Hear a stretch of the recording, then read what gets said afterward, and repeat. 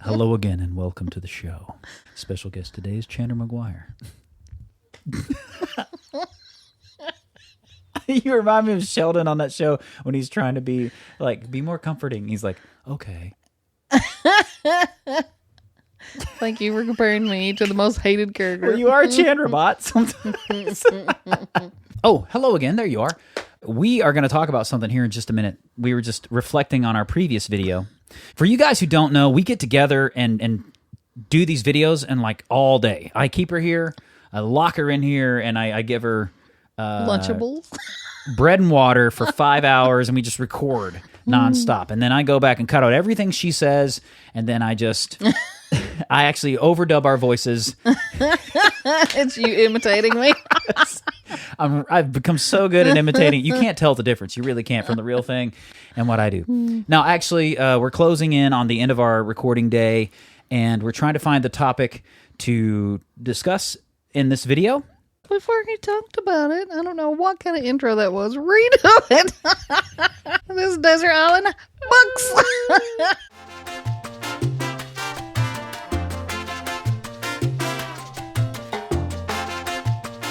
If you're on a desert island, what 3 books are you going to take? Are we saying the Bible's already there, or just not allowed to take the Bible? Not allowed, because everyone would be like, we're Christians. We'd be like, Bible number 1. So. Yeah. Well, and also it has everything in it. It's got poetry, romance. It's got, helpful tips for life. It's got horror. Horror, Everything. Everything. It's got it all. It's got it all. Fantasy. Yeah, it talks about Leviathan. It's Behemoth. Anyways. Plagues. But if sorcery. we can't have the Bible in it. Sorcery. It's like having like the biggest Harry Potter story there is. Did you know that Harry Potter was actually based off the New Testament? The final, all of Harry Potter at the end? Did you know that? I don't think so. She did. She mentioned it. She said, She goes back and revisions everything. But she said, if you had read the Bible, there's no way, and knew that I based it off New Testament. She's like, you should have known in the Deathly Hallows. She's like, you should have known that he was going to die and raise again. Or, have you heard the comparison to Star Wars? No. Oh, it's hilarious. The Harry Potter to Star Wars thing lines up perfectly. All those big stories do. Yeah. Hence, the Bible is the greatest story ever told. Full circle. Our top 3 books. I just want to say how I'm forming my list. Yes. Sometimes I like to have things you have to think about while you're reading. I like more difficult things. Yes. And then other times, I like things that I've read so many times, I know what's coming, and they're just easy. Usually like cheap romances or something, For me, a book that... We got the whole Chronicles of Narnia series first editions. Katie found them at an estate sale. Are they signed? No, they're like mint condition in the case, together. I'm really good at forging. As good as I am at overdubbing your voice. No, but you should see them before you go. Yeah. That's really cool. Sorry. You're number 1. I was going to say, it's my number 1 because it's the best mindless entertainment that I enjoy, and that would be Twilight. I thought you were going to say Man of God by Cliff Williams. Mindless entertainment. Twilight? So you mean the series? Because if that's 3 books, then you're done. No, I was just the first. The first book. Twilight. Okay. I have a book like that. My number 1, though, is going to be Mere Christianity by C.S. Lewis. Are you going to want to read that on an island, though? Yes. Why? Because I've read it several times, and every time I latch onto something new as my understanding Yeah, but does anything that you understand better in it matter when there's no one else on an island with you? Yes, I understand me better. Yeah, but does that matter on an island? To me, it does. I'm not there just to be entertained. I'm not gonna be deeping into deep psychological me and working through issues. I don't know on that an I've ever island. deepened into a book. I'm not deeping into this thing. Wow. I mean, deeping it into myself. Oh, okay. Well, since my first pick is unacceptable, I'm going to say that my second book is a book called Red Rising. What is that? It's sci-fi. Red Rising is the story about, it's kind of plays into social issues and political tensions and racial tensions.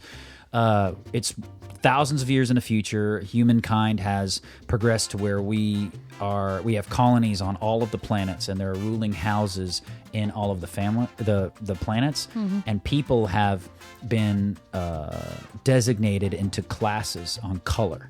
And the reds are like workers, and they work on the mines and Mars and all this kind of stuff. And then the golds are like the really, really powerful, rich, like military. And they're physiologically, they are different. Like the golds are like massive, big people, like, and they're trained for that. It's like it plays on these social kind of tensions that we have. And so your hero is a red. The reds are in the mines of Mars, and they've always been told that they're going to be celebrated as heroes when the colonization is finished, because they're doing all the work. They're digging up this this helium, something that they need to make all, and it's a very dangerous job. In reality, they're just keeping them down there, and they're never going to celebrate them. They treat them like trash. And so your hero is a red who fights back against the system because his wife is murdered, kind of like the Braveheart story. And they find him and physiologically engineer him into a gold, and they have to train him to be a gold. All your favorite stories, the wife gets murdered. And my second book is going to be what one of my first favorite movies was, Sense and Sensibility, Jane Austen. It's romantic, but her writing is so thick that if you let your mind wander at all, you've missed like a whole relationship or a whole description of somebody. Like you have to really pay attention. Okay. So that's the one that when I want mental gymnastics, I'll probably read something more deep like that. What would you say the rating is on Sense and Sensibility? Is it like a PG-13 and like language and all that kind of? Or PG? Okay. G, maybe. Sexuality? Very, very low? G, yeah. Okay. Because I have some books that I'm a big fan of that probably people are going to be like, and you get some judgment. Oh. Game of Thrones. Oh. The very first one, Song of Fire and Ice, or Ice and Fire. Yes, it's obviously adult, mature audience. Yeah, for sure. Well, there's no kids on this island. But there's no kids on this island. You can read whatever you want. No, you might need that book on the island. But I like Game of Thrones for the moral ambiguity, and the fighting for power. And George R.R. Martin is a fantastic writer. He really is. He's slow as all get out, and I'm so annoyed that the newest book hasn't come out yet. It's been like a decade. How do you feel about books that the author dies and then another writer continues? I'm in a series right now where that's happening. So The Wheel of Time that got picked up on Amazon, that's a 14-book-long series. I've read 6 of those books, and I haven't finished it. The last 3 books, it's 2 seconds. We can edit this out. So The Wheel of Time series by Robert Jordan, the last 2 or 3 books were finished by Brandon Sanderson because Robert Jordan actually died before he could complete it. And this is book 14, the final volume, and it's like crazy amount of pages, like 1,000 pages long. As long as they work together, and as long as the original author was able to adequately convey the message and the heart, I don't have any problem with it. You know, I think just the fact that I knew would taint it for me. Really? Yeah. There's something to be said about having a life work like that is so long and so involved that you don't even get to see the end of it. I mean, that's like 15, 16, I don't even know how many years it took to do 14 books, like when they were released. I mean, it's like a life work, 20 years just doing one series. I'd get sick of it. You're like, I'm over it. I'm so I wrote enough.